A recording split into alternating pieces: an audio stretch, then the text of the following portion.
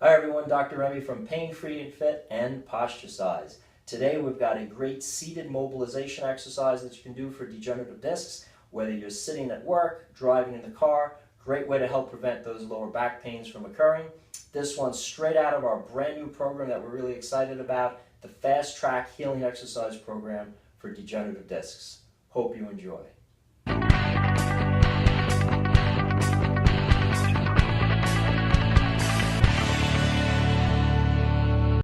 So all of these mobilizations are based on 4 different directions of movement that we're going to be using. I'm going to be demonstrating these in the standing position, and then we'll transpose it into the seated position. Remember that before you mobilize your spine, you have to keep in mind that you have to hold your spine, pelvis, and ribcage in a certain manner. That manner is in correction of your typical postural and mechanical faults. If you're not sure what your mechanical faults are, what your posture issues are, I invite you to go to the Pain Free and Fit website or the Posture Size website. We have a free body analysis there. Learn what your mechanical issues are. If you're not keeping in mind what your unique mechanical issues are, and we all have them, no one is perfectly symmetrical and mechanically sound, then when you're doing this exercise or any other in the Pain Free or Posture Size system, you're only going to be promoting more dysfunction, which is actually going to irritate your pains and injuries as opposed to helping to provide a healing stimulus. So let's say we have our RPI, or reverse posture isometric, engaged, and we have our unique postural faults corrected in this position before we begin. We're going to be using a side-to-side shift where we lower one side of our pelvis down away from the rib cage. We're going to use a direction or range of motion that allows us to go no more than a half-inch motion. That's going to be in our direction of correction. So in other words, if you're sitting down and you typically have a tendency to elevate one hip up slightly, it may be very slight, maybe less than a 1/16 of an inch in normal daily activities like squatting, walking, stair-stepping, lunging, any kind of activity where you're using your hip or mid-body. If that tendency is to raise that hip up, then when we do the mobilization, we want to focus on up to a half-inch direction of moving in the opposite way, of correcting. That helps to stretch the soft tissues in the disc, the spinal ligaments, the tendons, the facet joint capsules, helps to bring balance back to the spine. We're going to hold that for 2 seconds, and then we're going to swing the opposite hip down and hold for 2 seconds. Now in the case of my example, if my right hip is used to being up or hip hiking, if that's my mechanical issue, then I want to make sure that as I go with left hip down and I bring right hip up, which is my usual postural fault, I only want to go up to about 1/8 of an inch, just very slight, avoiding any pain in the lower back. Again, we're going to hold for 2 seconds. So we're going to cycle back and forth. Right hip down, left hip down. In the standing position, my knees are bent, and sitting, you'll see how we do that. We're also going to be using the second direction, which is rotation, which is just turning the hips slightly to one side. Again, if I typically have a leg that likes to turn out more than the other side, for instance, my right leg likes to externally rotate when I stand or walk, my pelvis in relation to the leg likes to turn to the left. So therefore, when I'm doing this mobilization, as I'm turning my pelvis to the left, I only want to go a very slight amount, up to 1/8 of an inch. Conversely, when I turn my pelvis to the right, which is correcting pelvis left posture, then I want to emphasize that direction of range of motion in my mobilization. I can go up to a half-inch of motion. So again, I'm going to cycle back and forth, you'll see, 2 seconds in each direction. I'm also going to be using a pelvic tilting motion, which is tailbone slightly under, 2 seconds, and tailbone slightly up. Again, depending on your unique posture, whether you have an anterior pelvic tilt or a posterior pelvic tilt in the natural position, you're going to be emphasizing the corrective direction in that as well.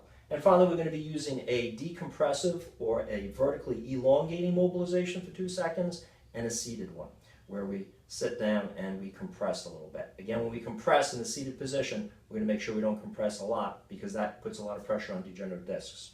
So, in the seated position, we're going to be sitting upright, avoiding any contact with the back, although I can do this when I lean back. If so, I want to make sure my upper body weight is centered where my buttock meets my leg, on that ischial tuberosity bone or crease between the thigh and the buttock. That's where I want my upper body weight leaning into.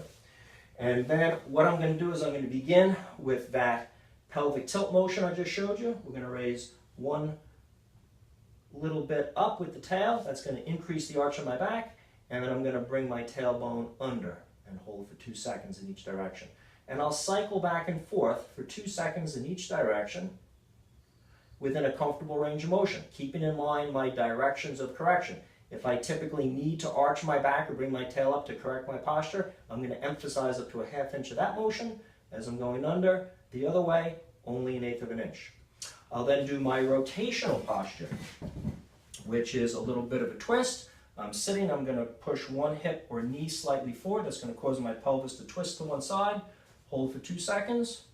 The other side, hold for 2. As I'm doing that, I'm making sure my belly button is not twisting with my pelvis. That shows me that my lumbar or low back is still straight ahead and the motion's coming from my pelvis. That creates a slight little torque in the disc fibers, but not enough to damage them because it's very slight. Again, if I need to emphasize one direction, I'll go a little further in that direction, 2 seconds. I'll cycle back and forth for between 5 and 12 repetitions in all of these ranges of motion.